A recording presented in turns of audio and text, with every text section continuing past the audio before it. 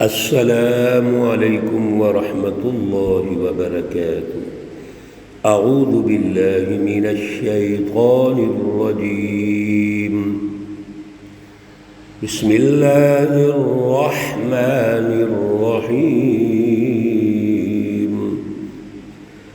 ان الذین یتلون کتاب اللہ وأقاموا الصلاة وأنفقوا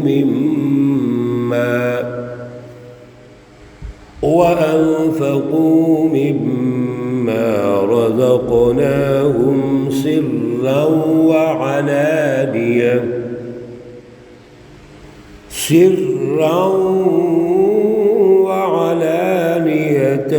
يرجون تجارة لن تبور۔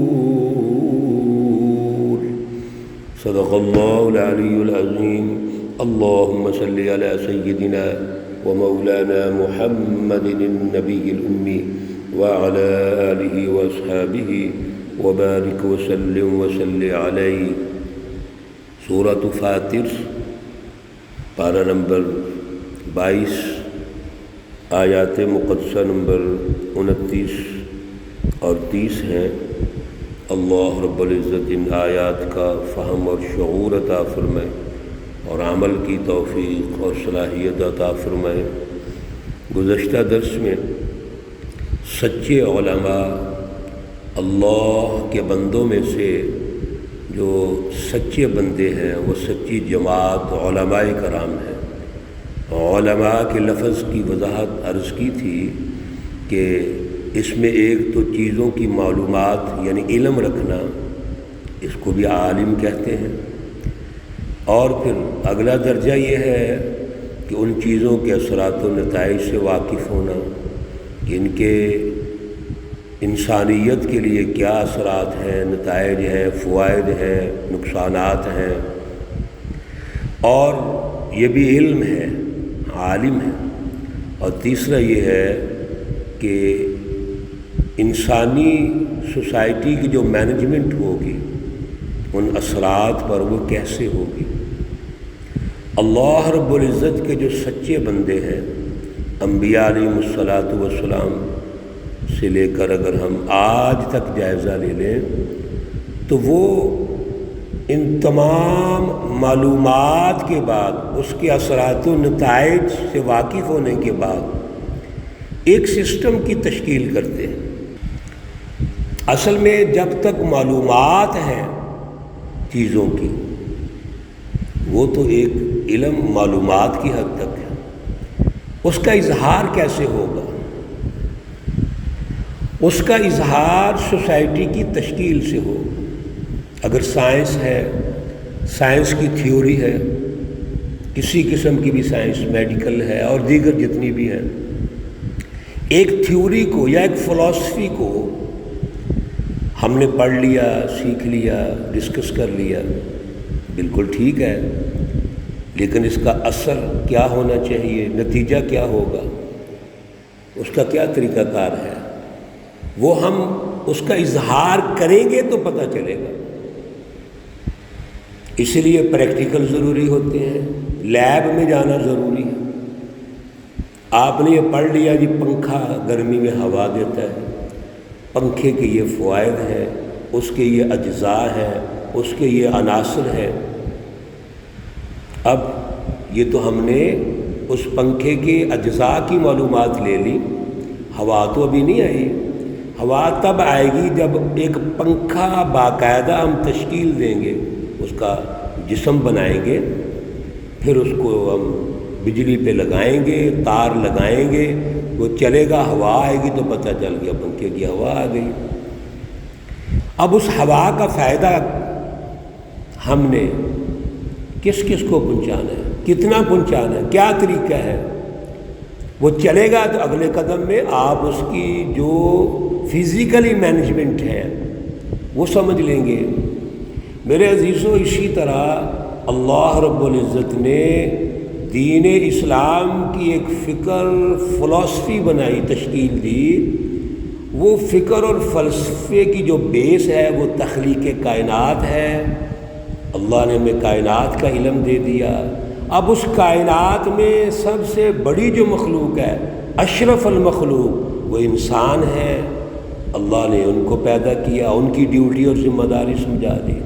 ان انسانوں میں سے بھی پھر اللہ نے انما یخشی اللہ من عبادہ العلماء، سچی جماعت ایک پیدا فرما دی۔ انبیاء کا سلسلہ، صحابہ کا سلسلہ، سچے علماء کا سلسلہ، یہ قیامت تک رہے گا تاریخی تسلسل کے ساتھ۔ یہ ہر سچی جماعت پچھلی سچی جماعت کی وارث ہوتی ہے۔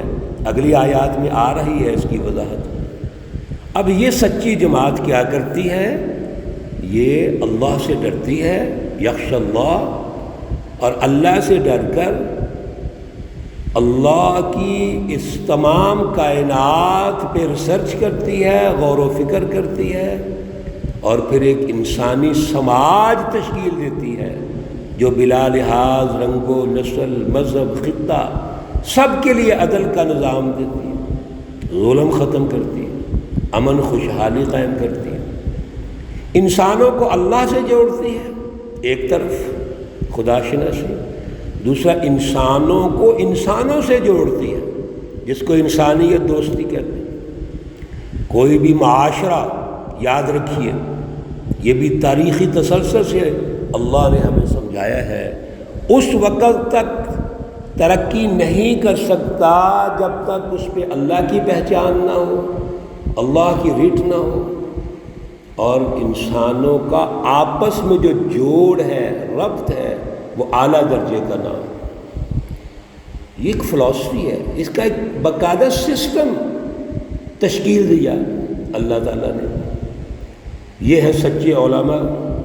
پھر ان علماء کی، ان سچی جماعتوں کی آگے مزید تفصیل آیت مقدسہ نمبر 29 میں، ان الذین یتلون کتاب اللہ، ذرا توجہ سے سنیے، جو ہم گفتگو کر رہے تھے اسی کی آگے وضاحت ہے۔ پہلا کام ان کا یہ ہے کہ وہ اللہ سے رہنمائی لیتے ہیں، یتلون، تلاوت کرتے ہیں اللہ کی کتاب، اللہ کی کتاب کو پڑھتے ہیں، الفاظ بھی پڑھتے ہیں، توجہ بھی کرتے ہیں، غور و فکر بھی کرتے ہیں، جو ہم کر رہے ہیں، جتنے دروس ہو رہے ہیں، ہمیں جتنا وقت ملتا ہے، ہم ایک ایک لفظ پہ غور و فکر کرتے ہیں، محض اس کی ریڈنگ نہیں ہے، بلکہ اس لفظ کی اگر ہم طے تک نہ بھی جائیں وقت کی کمی کی وجہ سے، لیکن سمجھنے کی کوشش کرتے ہیں کہ اللہ ہمیں کیا رہنمائی دے رہے ہیں۔ ان الذین یتلون کتاب اللہ، ایک بات اللہ کی کتاب کی تلاوت کرتے ہیں، پڑھتے ہیں، سمجھتے ہیں، غور و فکر کرتے ہیں، وَأَقَامُوا الصَّلَاةَ، اور نماز قائم کرتے ہیں۔ نماز اللہ سے جوڑ اور ربط کا سب سے بڑا ذریعہ۔ جو آیات کی تلاوت کرتے ہیں، سمجھتے ہیں، اس کی مینجمنٹ کیسے ہوگی، کس طرح کی سوسائٹی تشکیل ہونی چاہیے، اس کا ماڈل تو ہونا چاہیے نا۔ تو یہ نماز ماڈل ہے اس کا، بدنی عبادت نماز کے لیے ایک ماڈل قائم کر دیا۔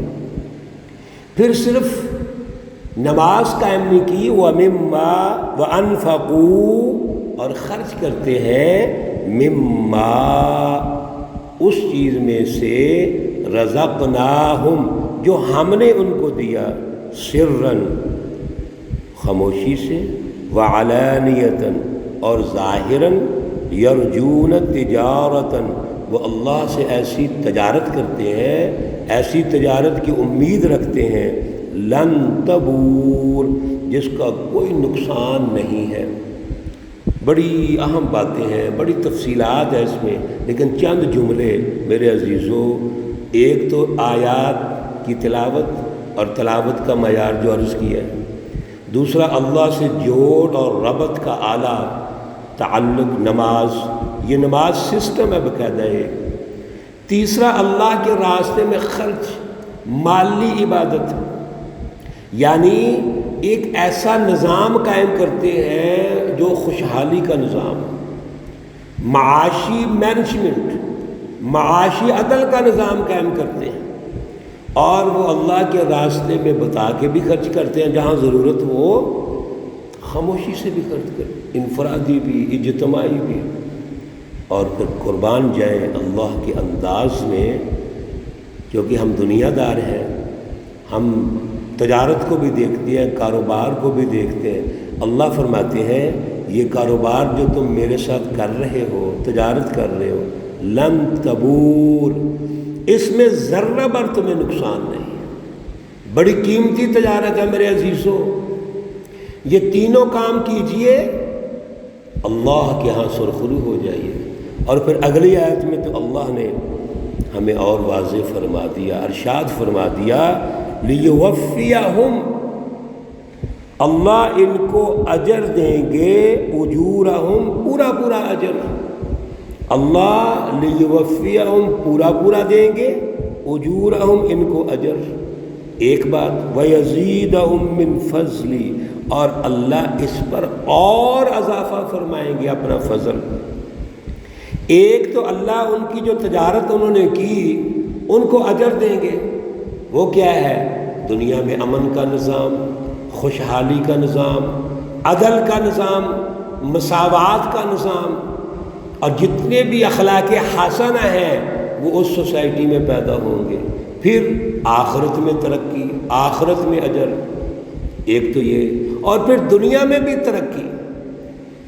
رسول اللہ صلی اللہ علیہ وسلم کے مختلف ارشادات، اللہ خود فرماتے ہیں قرآن پاک میں کہ جب آپ اللہ کی رضا اور حکم کے مطابق کوئی بھی عمل کرتے ہیں، اللہ آپ کو اجر دیتے ہیں 10 گنا، پھر بڑھتے جائیے 700 گنا، 70 گنا، 700 گنا، اور اس سے بھی آگے ہے جو اللہ کے علم ہے۔